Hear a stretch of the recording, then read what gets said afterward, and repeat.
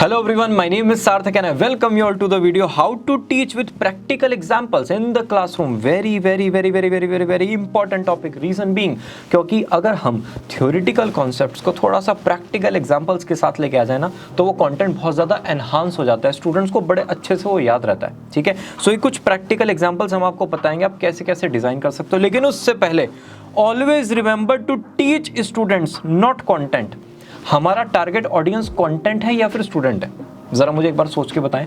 हमारा target audience है student, content नहीं है. अगर कंटेंट नंबर 1 होता ना तो जितने भी बेस्ट मैथमेटिशियंस हैं वर्ल्ड के वो बेस्ट टीचर्स होते. नहीं, देखो दो तरह के लोग होते हैं. एक जिनको 100% सब्जेक्ट आता है और वो 2% उसको कन्वे कर पाते हैं. ठीक है, एक जिनको 50% सब्जेक्ट आता है और जो उसको 25% अच्छे से कम्युनिकेट कर सकते हैं. तो कौन जीता?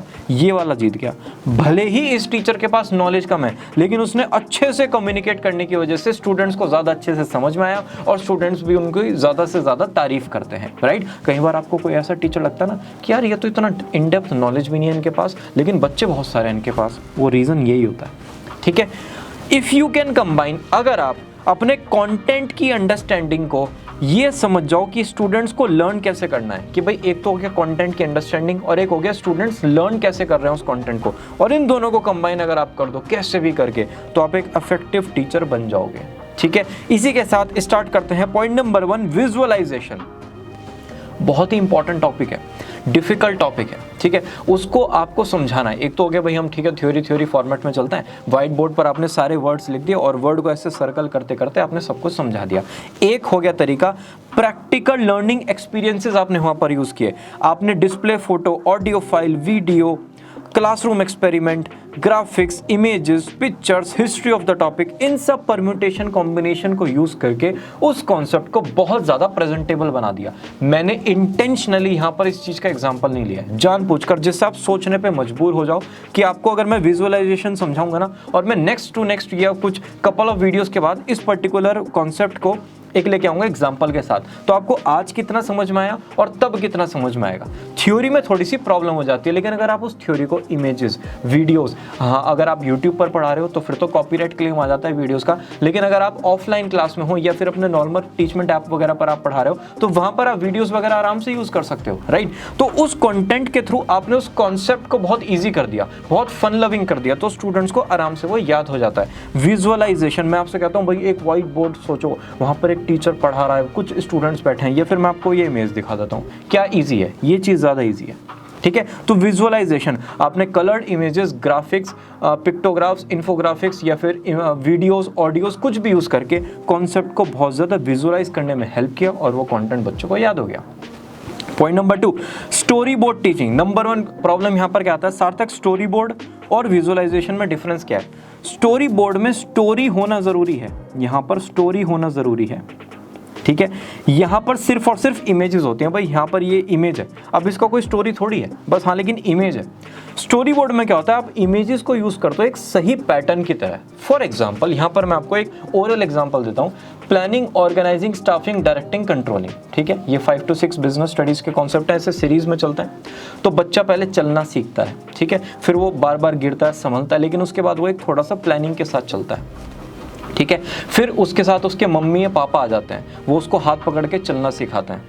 ठीक है, प्लानिंग हो गई, ऑर्गेनाइजिंग हो गया. ऑर्गेनाइजिंग में वो पहले शूज़ पहनेगा, सुबह तैयारी करेगा, फिर खड़ा हो जाएगा, फिर थोड़ा मोटिवेट होगा, फिर वो अपना चलना स्टार्ट करेगा. स्टाफिंग में पेरेंट्स उसके साथ इन्वॉल्व हो जाते हैं. प्लानिंग, ऑर्गेनाइजिंग, स्टाफिंग, डायरेक्टिंग, फिर पेरेंट्स उसको डायरेक्ट करते हैं. राइट, कि बेटा ऐसे चलो, बेटा वहाँ पर स्टेयर है, वहाँ पर आप नहीं चल पाओगे, वहाँ पर आप गिर जाओगे. कंट्रोलिंग हो जाता है. फिर लास्ट वाला ऑप्शन, उस कंट्रोलिंग में क्या होगा कि बेटा चलो आप यहाँ पर, हम आपको सिर्फ चेक करेंगे कहीं आप प्रॉब्लम तो नहीं कर रहे. Planning, organising, staffing, directing, controlling, एक बच्चे के चलने के फॉर्मेट से हमने ये 5 चीज़ें समझा दी. और अगर आप इस फॉर्मेट को इमेजेस के थ्रू लेके आओगे, वहाँ पर सारे कॉन्सेप्ट्स को मिनी फॉर्मेट में लिखोगे, निमोनिक्स मेथड को यूज़ करोगे, तो बच्चे को फिर प्रॉब्लम नहीं होगा. प्लानिंग और ऑर्गेनाइजिंग, स्टाफिंग, डायरेक्टिंग, कंट्रोलिंग एक सीरीज में वो याद कर लेगा. राइट, तो इस टाइप से मैं आपको कह रहा हूँ. अब बोलने में आपको 20% समझ में आएगा, लेकिन अगर मैं यहाँ पर प्योर इमेजेस लगाकर उसको डिटेल में समझा देता, आपको अभी के अभी याद हो जाता, अगर आप बिजनेस स्टडीज के स्टूडेंट नहीं भी हो या फिर टीचर नहीं भी हो. Alright, so point is story board teaching. कोई भी कॉन्सेप्ट पकड़ना है, उससे रिलेटेड स्टोरी सोचनी है, उस स्टोरी को फिर इमेजेस और वीडियोस के थ्रू एक्सप्लेन करना है, कॉन्सेप्ट अपने आप याद हो जाता है. Point number 3, case studies. Case study मतलब जहां पर भी केस स्टडी आ गया वो हो गया रियल। अब रियल में क्या होता है, जैसे MS धोनी, अगर वो आपको अपनी कहानी सुनाते तो 1 2 3 4 5 घंटे पता नहीं कितने लग जाते और आपको शायद समझ में भी ना आती, आपको अगर उनका इंटरव्यू देखते। लेकिन उन्होंने मूवी बना दी, आपको इन डेप्थ तरीके से पता है कि उनकी स्टोरी क्या है, राइट। रियल कॉन्सेप्ट होता है। या फिर आप review papers, real data, professional reports, media resources, news articles, genuine videos, इन सब को यूज़ करके केस स्टडीज बना सकते हो किसी भी सब्जेक्ट से रिलेटेड। यहाँ पर रियल आ जाएगा, यहाँ पर स्टोरी बोर्ड फेक भी हो सकता है, ठीक है। स्टोरी इमेजिनरी भी हो सकती है, केस स्टडीज हमेशा रियल होंगी। ये बैक्ड बाय कंटेंट होगी, यहाँ पर बच्चे को कॉन्टेक्स्ट मिल जाएगा। फॉर एग्जांपल, अगर आप किसी को क्रिकेटर बता रहे हो कि भाई क्रिकेटर कैसे बनना है, क्या क्या आपके सर्कमस्टांसेस होंगे, कैसे कैसे आपको जीतना होगा अपनी लाइफ में, तो आप MS धोनी की मूवी दिखा सकते हो, वहाँ से बच्चे को कॉन्टेक्स्ट मिल जाएगा, ठीक है ना। कॉन्टेक्स्ट मिलने की वजह से वो प्रॉब्लम समझेगा, अच्छा भाई धोनी सर ने ये प्रॉब्लम फेस किया तो मेरे सामने भी ये प्रॉब्लम आएंगी और मैं उनका ऐसे सॉल्यूशन करूंगा, राइट। तो केस स्टडीज का मतलब रियल डेटा को यूज करना अपने कॉन्सेप्ट को समझाने के लिए, चाहे वो किसी की बायोग्राफी हो, चाहे वो रियल कंटेंट हो, in terms of research, in terms of collaboration. Alright, next point, guest speakers. Guest speakers का मतलब किसी ने अगर एक पर्टिकुलर फील्ड में 15 to 20 ईयर्स काम किया है, आपने उस पर्टिकुलर इंडिविजुअल को बुलाया और उन्होंने अपना एक्सपीरियंस शेयर किया। फॉर एग्जाम्पल, मैथ्स टीचर जो है वो एक प्रोग्रामर को या फिर सॉफ्टवेयर डेवलपर को बुला सकते हैं और सॉफ्टवेयर डेवलपर बताएगा भाई लास्ट 10 ईयर्स में मैंने मैथ्स का ऐसे ऐसे यूज़ किया, कितना मजा आएगा। आप किसी इकोनॉमिस्ट को बुला सकते हो, आप किसी बिजनेस स्टडीज में कोई जो एंटरप्रेन्योर है उसको बुला के बता सकते हो कि भाई उसने planning, organising, staffing, directing, controlling कैसे यूज़ की। तो रियल एग्जाम्पल हो गया।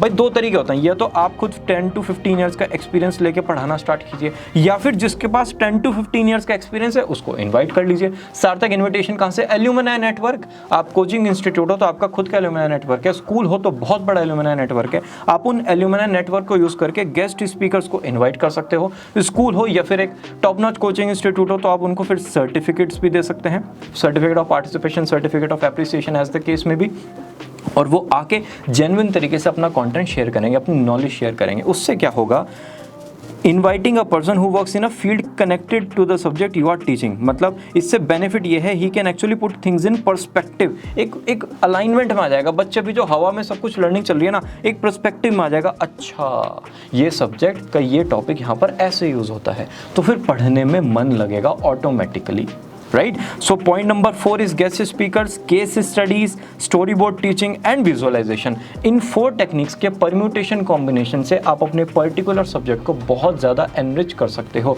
बहुत ज़्यादा एनहांस कर सकते हो। एंड स्टोरी बोर्ड जो है ना, वो हिस्ट्री के सब्जेक्ट में या फिर लिटरेचर में या फिर जो कॉन्सेप्ट्स ऐसे हैं जहाँ पर प्योर स्टोरी है उसमें भी बहुत ज़्यादा अच्छे से वर्क करता है। इसी के साथ ये वीडियो होती है समाप्त, और एंड में अगर आपको समझ में ही नहीं आ रहा है कि इस टॉपिक का कंटेंट बनेगा कैसे या फिर एग्जांपल बनेगा कैसे, तो आप स्टूडेंट्स को रिवॉर्ड भी तो दे सकते हो कि भाई ये टॉपिक है, आपको पता है बहुत इंपॉर्टेंट है, ऑल्टरनेट एग्जाम्स में आता है, ठीक है। तो आप स्टूडेंट्स के पास जाओगे, भाई इस टॉपिक का आपको एग्जांपल सोचना है और मैं जो विनर होगा उसको कैश प्राइज या फिर जो भी आपको रिवॉर्ड रखना है वो रिवॉर्ड रख सकते हैं according to the students interest. इस टाइप से आप स्टूडेंट्स से भी एग्जांपल क्रिएट कर सकते हैं, तो उनकी भी लर्निंग बहुत ज़्यादा एनहांस हो जाती है। ये करना तब है जब आप किसी टॉपिक पर सोच ही नहीं पा रहे हैं या फिर आपने जो एग्जाम्पल सोचा है वो थोड़ा सा डिफिकल्ट है, राइट। अगर आपको किसी स्टूडेंट को रिस्क सिखाना है कि भाई रिस्क क्या है, तब आप उसको कह सकते हो कि भाई अगर आप किसी नई सिटी में शिफ्ट हो रहे हो, आपके 12th क्लास खत्म हो गई और आप जा रहे हो BBA एनालिटिक्स करने, ठीक है, तो आप बॉम्बे शिफ्ट हो गए, तो वहां पर अब क्या क्या प्रॉब्लम आएंगी, क्या क्या आपके पास रिस्क होंगे, उन रिस्क को सोचकर लिखो।